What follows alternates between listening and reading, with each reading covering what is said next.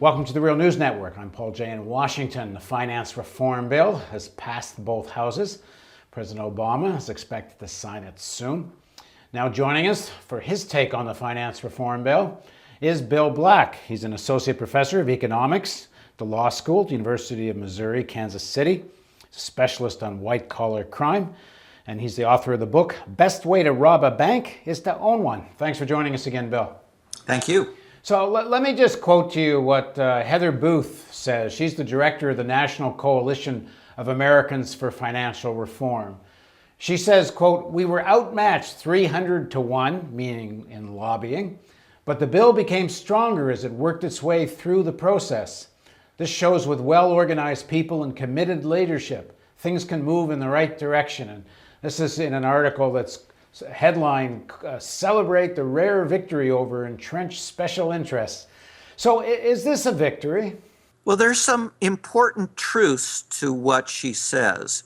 It is true that they were outmatched, that virtually all the lobbying was to weaken the bill. And it is true, as Dodd has said, and others, that they were told that provisions like this could never become law, that the special interest would defeat them. So what you are seeing is something really important. This obviously didn't come from the lobbyists.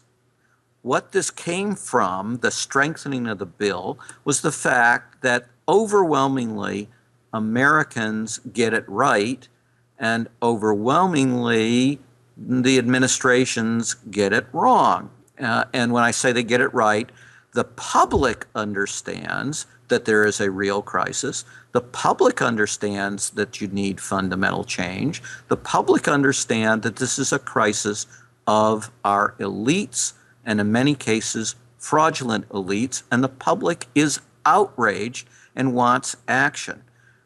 The problem is that the bill has next to nothing to do with the causes of the crisis. And so if it had been fully enacted 10 years ago, it wouldn't have prevented the current crisis, and it won't prevent future crises. And that you can't blame on the public, but you certainly have to blame on the framers of the bill, who aimed so low and at targets that hadn't caused the crisis, that even if they'd gotten everything they'd asked for, the bill would have been terribly unimportant and indeed in some ways harmful. This is in great distinction to what happened in the Great Depression.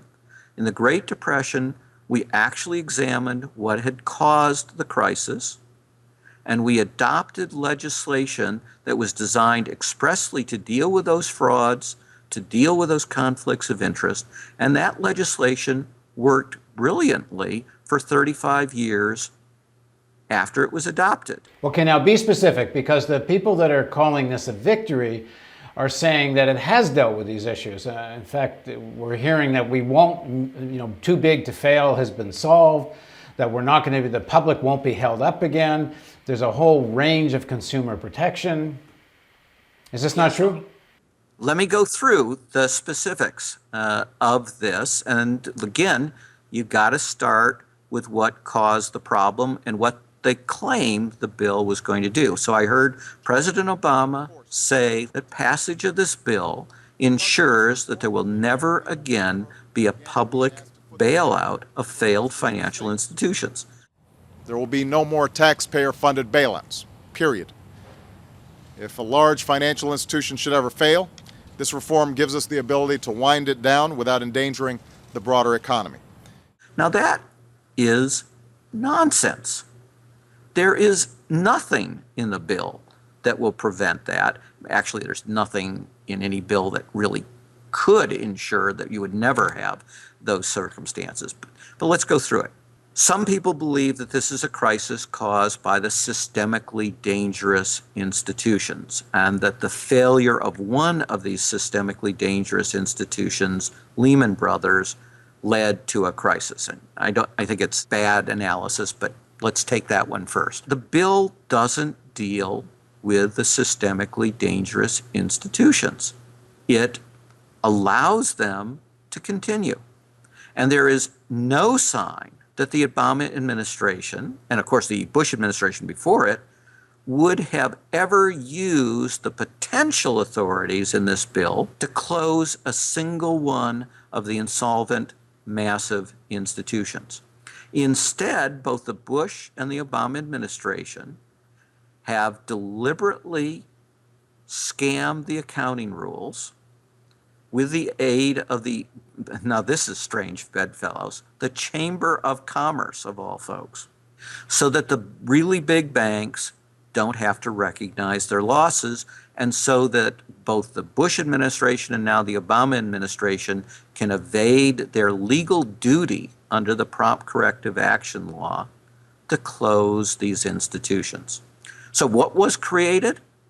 What was created instead is we can now deal with a systemically dangerous institution, but only if we can prove that it poses a, quote, grave risk, unquote, to the entire financial system.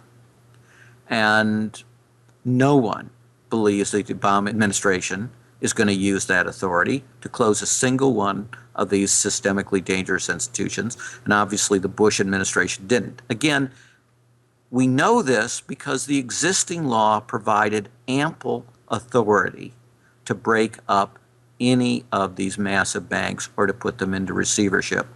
And both Republicans and Democrats have refused to do that. So if your worry is systemically dangerous institutions, this bill doesn't address that at all.